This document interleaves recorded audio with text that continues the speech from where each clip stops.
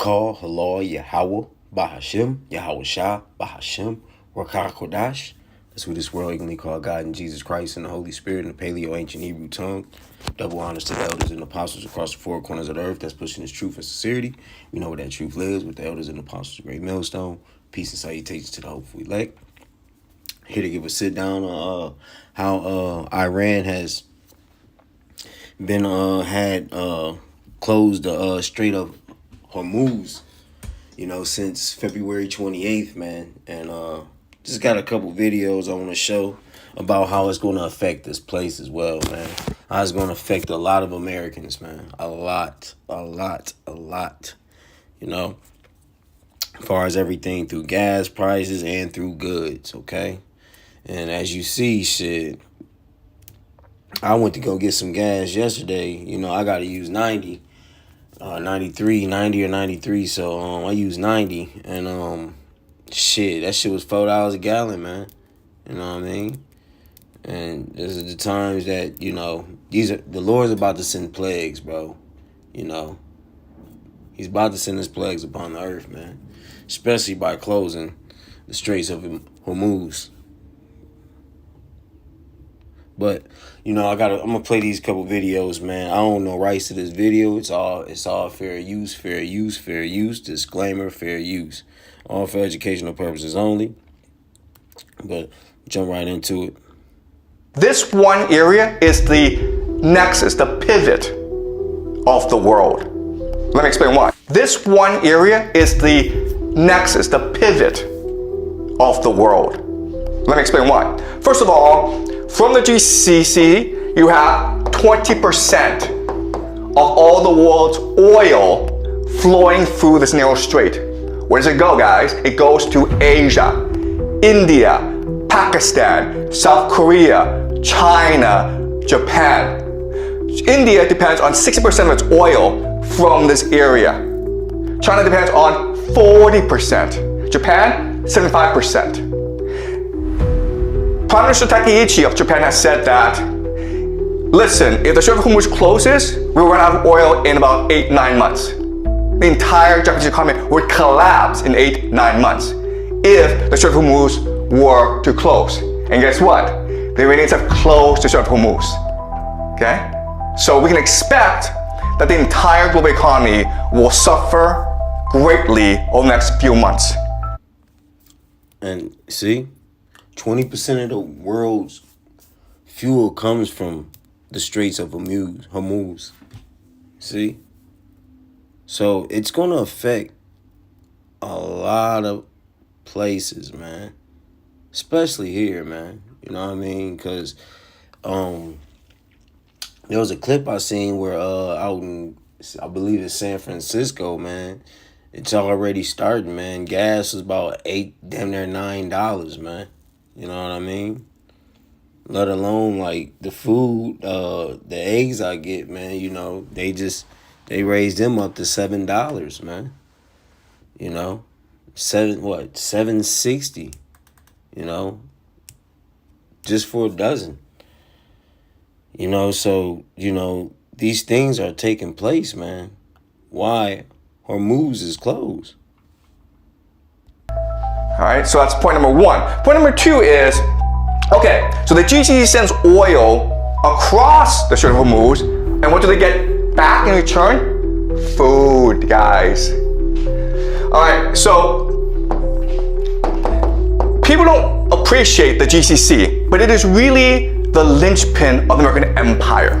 Because what is the American empire? The American empire is the petrodollar.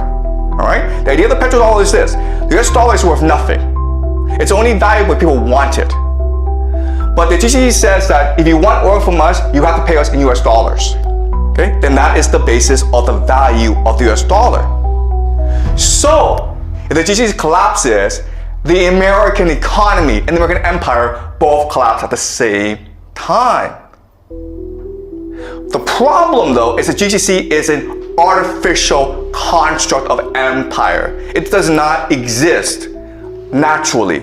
Why? Because there's no food, there's no oil, no water. Okay, guys? No food, no water.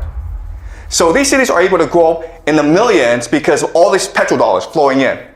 If you close off the Strait of Hormuz, there's no food coming in, right? They're all going to starve. How much food does the GCC get from overseas? 80%.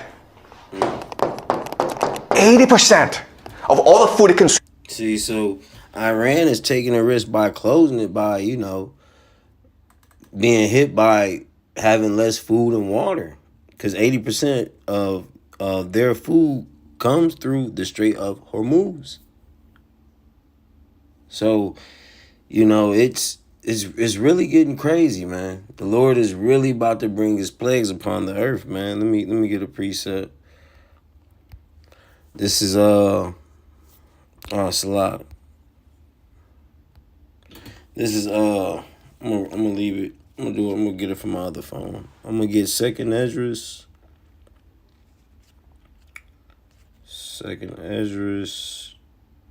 chapter 16, let's start at verse 37.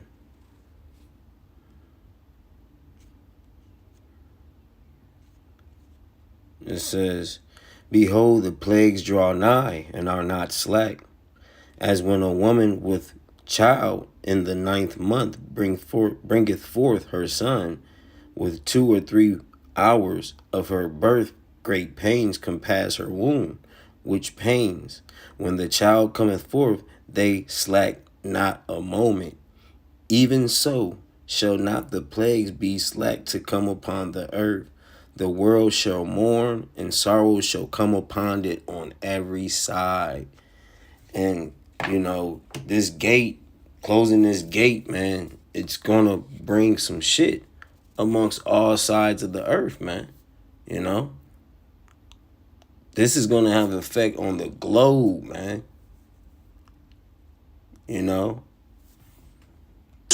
Comes from overseas, that it imports. It doesn't grow. Of all the food it consumes comes from overseas, that it imports. It doesn't grow. All Iran food comes from overseas, just like a lot of resources here comes from overseas as well. By itself, it imports. All right? So the Strait of Hormuz is really key. And again, the Iranians will close it in order to strangle the global economy and therefore bankrupt the American empire. That's right. And basically they want to Iran fires powerful missiles. They want to go through it. This is all planned out through Yahweh Shem Yahweh Shah anyway, man. They want to bring in a new world order and bring in roll out their agenda, man, which is, hitting y'all up with the C-hip and controlling the masses, man, with their AI and their surveillance, man. It's all going to be, it's all in the play, man, because, once the Strait of Hormuz is closed, man, it's going to cause a lot of havoc here, man, A lot of people ain't got it, man. A lot of people ain't got it. There's some people out here homeless right now, you know what I mean? So it's gonna affect a lot of people. But I'm gonna get this clip. I don't know rights to this. This all fair use, disclaimer, fair use. All for educational purposes only. Now, since Iran closed Hormuz, shit, Trump has been, threatening Iran that, if they agree to stop the global oil, transporting the global oil, he's going to retaliate. So, Iran put mines in the water, man. Hey, the Lord is on Esau's ass, man. Ain't these other nations ain't playing with Esau, man. You know what I mean? But let's get into it. Iran fires powerful missiles across the region as the US attempts to reopen the Strait of Hormuz. Oil leaders warn of catastrophe ahead as world leaders turn to nuclear power. You may already be feeling the impact this war is having on your daily life. If you're not hearing the sound of missiles overhead, you're seeing it reflected at the gas pump. That might only be getting worse. The attacks on energy facilities that has happened also on both sides is a dangerous precedent. All those that called during the last days for de-escalation are ensuring escalation.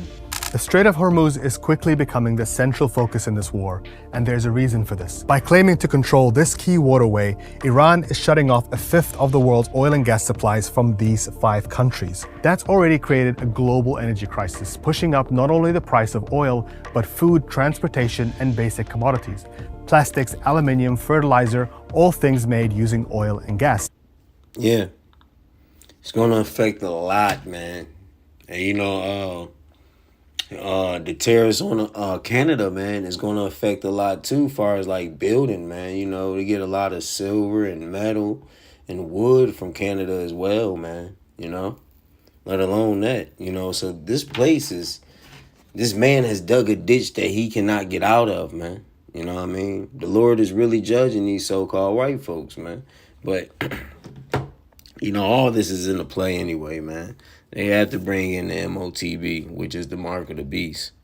Now, Saudi Arabia and the UAE are the only 2 countries that are prepared for this. They have pipelines that go to the Red Sea and the Gulf of Oman. Saudi can transport up to 7 million barrels to its refineries in Yanbu, but it's not enough. The CEO of Saudi Aramco, the world's biggest oil manufacturer, says there are more than 350 million barrels that have been wiped off the global energy market. And that is going to lead to a catastrophe if Iran continues to block the Strait of Hormuz. So how is Iran actually doing this? One way is naval power, but that leaves Iran's vessels open to attack. In fact, the US claims to have already destroyed Iran's entire fleet. Another way is by laying sea mines across the strait and then using its missile launchers to attack any vessel that tries to cross. This is what the US believes Iran is doing now, and it stepped up its attacks on small boats it says are carrying mines. According to the US president, 10 of these boats have already been destroyed. And I will not allow a terrorist regime to hold the world hostage and attempt to stop the globe's oil supply. The US has also eased sanctions restrictions on Russian energy to allow some of its allies, like India, to replace up to half its natural gas. Many of these sanctions have been in place since the invasion of Ukraine. Back then, Europe and Asia were forced to look for alternatives to Russian gas, and many turned to Qatar. That is, until its facilities were hit. On the 2nd of March, Qatar's state energy company shut down its gas facility completely, declaring a force majeure to its energy clients, meaning its buyers would get nothing. And that has meant that one of the biggest winners of this war so far has been Vladimir Putin. Подчеркну, Россия выступает, еще раз скажу об этом, надежным поставщиком энергоносителей. Так было всегда. So what's been Europe's response? Nuclear power. At the second nuclear energy summit in Paris on Tuesday, EU leaders pledged to invest more into nuclear energy. Nuclear power. That sound like something like French President Emmanuel Macron last week signaled he was building more nuclear weapons to compete with China, and now wants his government to go all in on nuclear energy. Le nucléaire est clé pour réconcilier à la fois l'indépendance. Here's what else happened today. Global oil prices remained extremely volatile as the International Energy Agency held an emergency meeting, proposing the largest ever release of oil reserves into the market in an attempt to bring prices down. Iran says it has stepped up its missile launches across the region, targeting Israeli cities and energy infrastructure, as well as oil fields in Bahrain and Saudi Arabia. Another night of heavy US and Israeli bombings in Tehran, amid a warning by Iran's police chief that protesters inside the country would be treated as enemies. Israel's cabinet approved $13 billion for its military budget as it readies itself for a longer fight with Iran and an expanded invasion of Lebanon. Early this morning, Israeli airstrikes hit a residential block in central Beirut. That's all from me today. Stay with us on Al Jazeera for all you need to know about the war in Iran. See what I'm saying? So this is basically, you know, it's going to be judgment. It's going to be the Lord bringing judgment on this place as well, man. Because, you know, this is, and, you know, we've been trying to tell you so-called Negroes, Hispanics, and Native Indians, like, you know, come back and repent and come back to the scriptures, man, so you can escape these times, man. You know what I mean? Let me get a precept. This is Jeremiah 51. Let's start at verse 6. It says, "Flee out the midst of Babylon, and deliver every man his soul. Be not cut off in her iniquity, For this is the time of Yahweh's vengeance. He will render unto her a recompense. And these are the times we're in, man. These plagues that you're about to see take place on the world, not only here in Babylon the Great, which y'all know as America, but on the world, you know, across all nations, man. This is the Lord, you know, judgment. But, you know, ultimately on this place, man, the Lord is getting ready to judge this place with a great wrath, man. And this is going to be his revengeance and the recompense upon this place, man, for what it has done to the prophets and his chosen people, man. Verse 7, Babylon has been a golden cup in Yahweh's hand that made all the earth drunken. The nations have drunken her wine, therefore the nations are mad. Babylon is suddenly fallen and destroyed. Howl for her. Take balm for her pain. If so be, she may be healed. We would have healed Babylon, but she is not healed. Forsake her and let us go every one unto his own country, for her judgment reaches unto the heaven and is lifted up even to the skies, man. So, you know, like the scriptures say, man, you know, y'all must flee out of Babylon, man. You know what I mean? Not meaning take a flight out of here and go to Israel or leave the country. No, and they already closing the airspace, man. Trump said can't nobody leave out the U.S. You know what I mean? It's shut down. So let alone, but the Lord's not talking about that, man. He's talking about flee out of her ways, man. Okay? You know, we have a way that the Lord gave us to live, and that's according to these scriptures. So these plagues that's about to take place in this place, man, from the Strait of Hormuz being closed, it's about to be hell, man. It's about to be hell, man. But with that, I'm going to end it. On to the next.